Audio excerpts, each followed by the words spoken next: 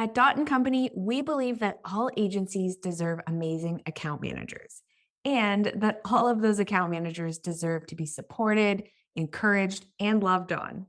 That's why we started CAM Community, a membership only for account managers. And inside, you'll gain access to the exact training we use to train our own client facing account managers, but also access to all of our SOPs, processes, and live trainings on a variety of topics. If you're an account manager, this is the place you've been waiting for. Learn more at dotandcompany.co/CAM community. Most owners feel that if anybody were to see how scattered they truly were, how they're just winging it, that nobody would take them seriously. But once you meet other owners, you realize we're all like this. You're not bad at what you do. What you do is really hard. Welcome to the Happy Clients Podcast, brought to you by Dot and Company. Whether you're a virtual assistant, an agency owner, or a client-facing account manager, we all deal with clients. Lucky for you, client management is what we do best. Now, let's dig in, chat cam life, and have some fun along the way. Cheers to happy clients. Well, I'm excited to have you on the podcast, Carl.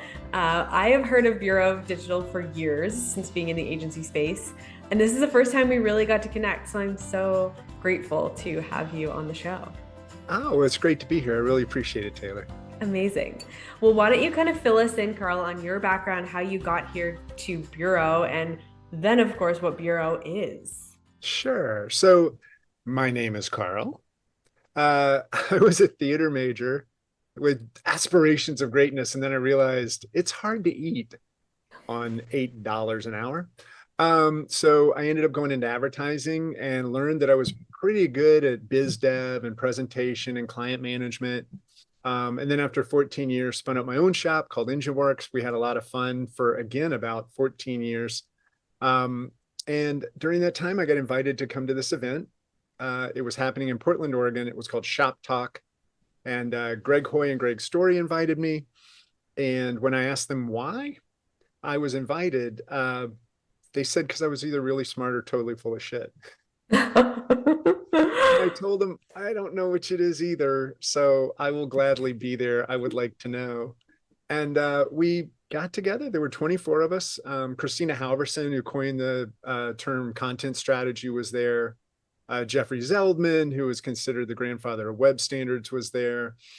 Just a great, amazing room that if you have any level of imposter syndrome will terrify you immediately. But then over time, once I settled in, realized that I wasn't dumb. I was doing some good stuff, but then I had total blind spots of things I just had ignored.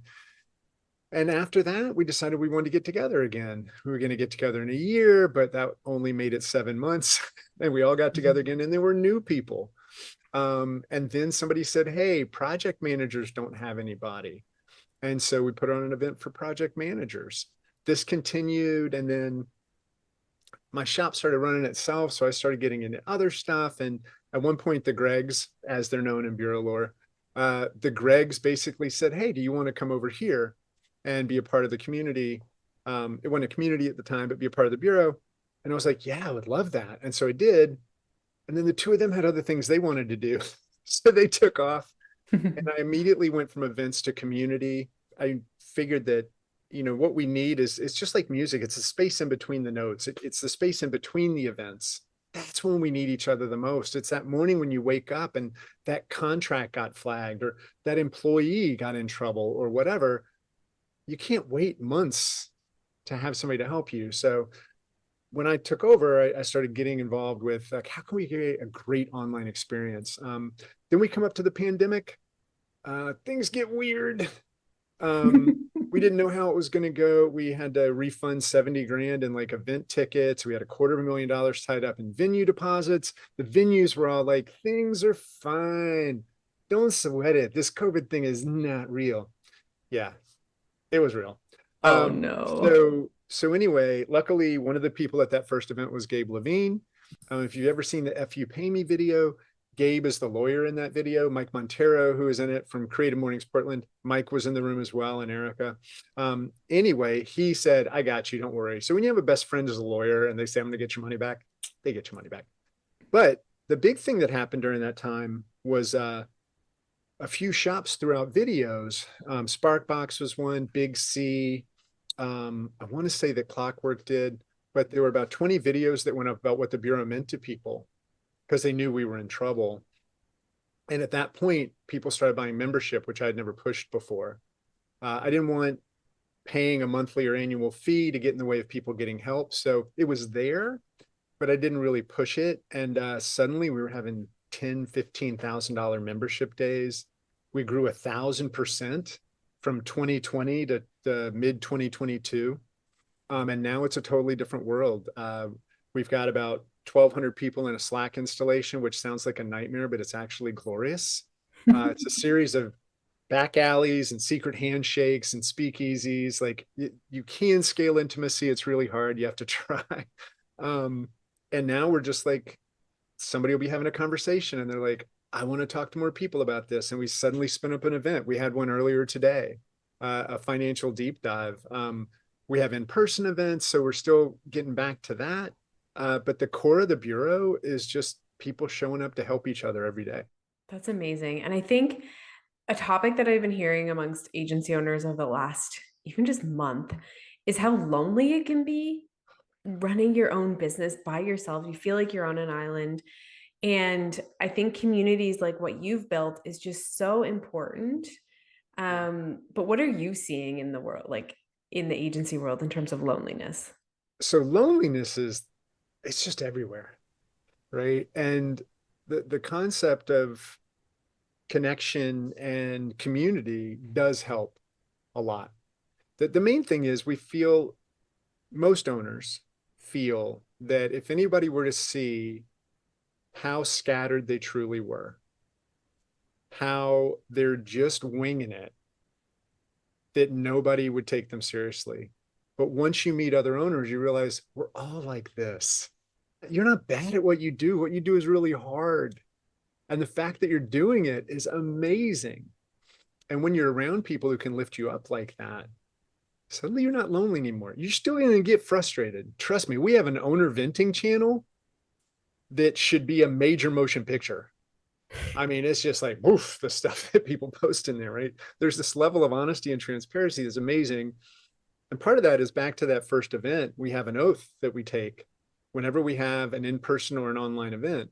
The Bureau oath goes, I promise not to divulge anything a reasonable person would deem sensitive or confidential. So what that means, it just creates this safe environment. Nobody shares anything from one channel to another, from one group to another. It's one of the few things that will get you out of the community really quick. So, but yeah, I think the loneliness side, you nailed it. I mean, it's just, you're trying to do something by yourself. And even if you have business partners, it's still not the same as having somebody else who understands who you are, but doesn't have skin in your game. Yeah. And somewhere to go. Like, I just feel like as an owner, and like, you know how they say it's lonely at the top, and you're like, I don't know where to go to ask about this. Like an employee comes with a question, or you're thinking about a new comp plan, or you're thinking about lead gen, and you're like, I don't know who to ask. Like it ends there almost.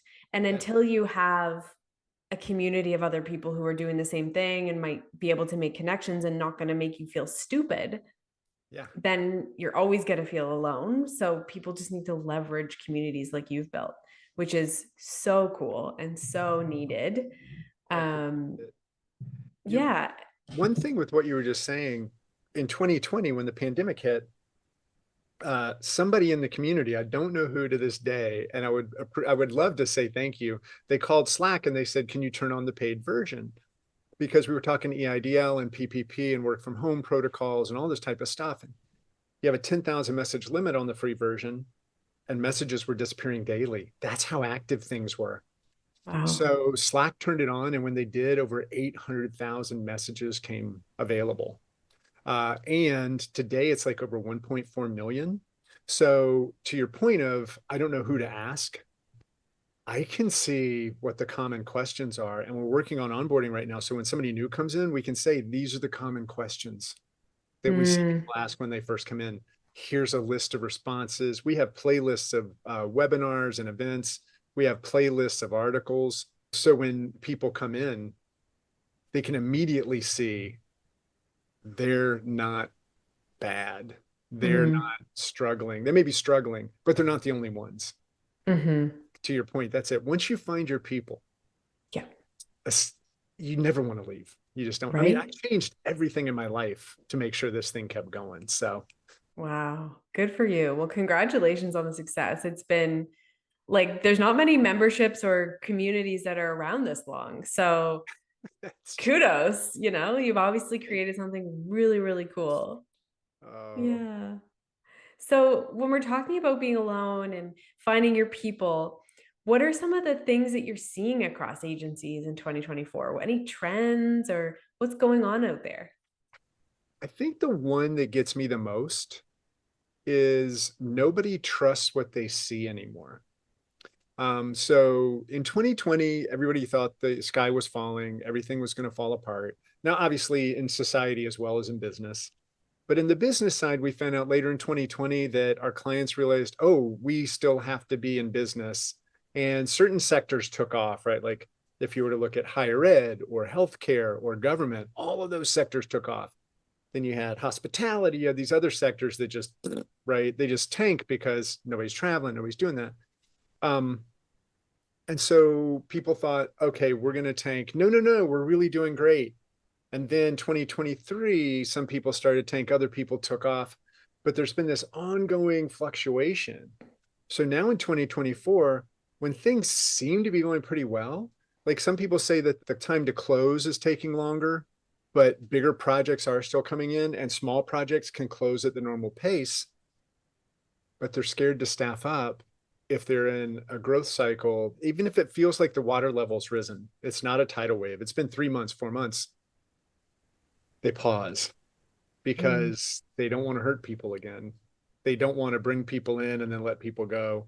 And they just don't want that. So I think the big thing in 2024 right now is owners are tired and they're a little nervous. hmm, But even the call we had today, there was so much just camaraderie in the uncertainty, which sounds hmm. really weird, but the second you realize you're not the only one who doesn't get it, again, it brings you to this newer place. And when you realize that other folks are doing well, we have a pulse survey that we send out roughly every 3 months. The second one's going out today, actually. I only ask 3 questions. How are sales? What's selling? How long is it taking? It Mm, takes less than 2 minutes to fill it out. It's a simple, click on a couple of boxes, type in a couple of services and get out. And the first one we saw 70% of shops were either holding steady or growing. Uh, interesting. AI was playing a role, right? Like people who were selling AI type services. I personally think that there will be a new type of agency that emerges.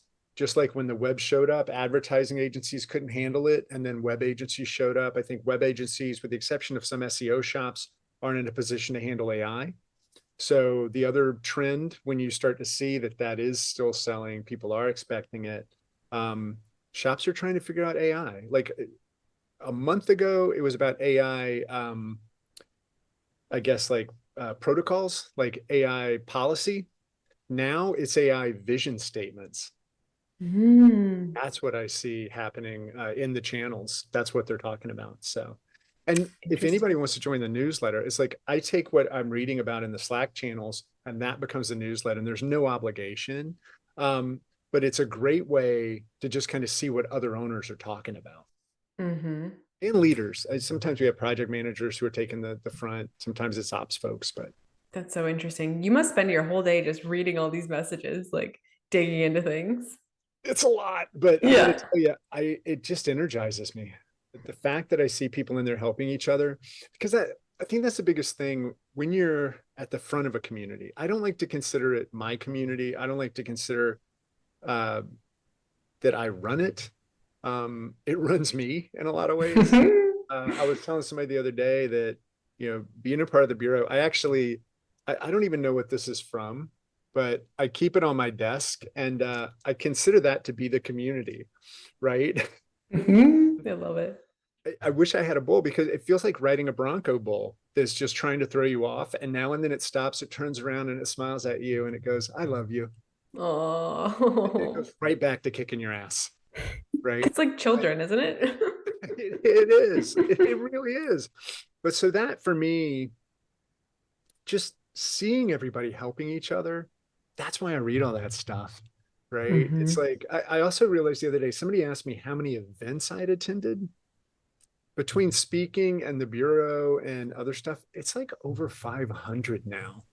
Oh my goodness. So I'm like, maybe I do know stuff. I keep telling them, oh, I don't know anything. I heard this person said that, she said this, but it is kind of all collecting now. Right? Yeah. Like So, it's a lot. it is so much. But again, Taylor, I just love it. The web and the digital services industry, and even in-house, we're just different. We want to help each other.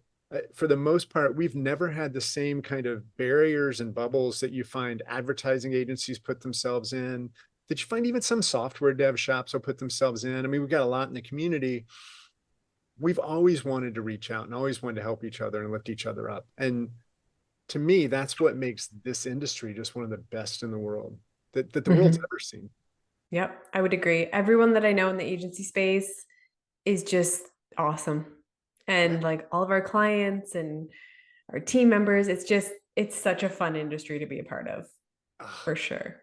I'm so lucky I didn't go into bad cruise ship theater. Look at you now.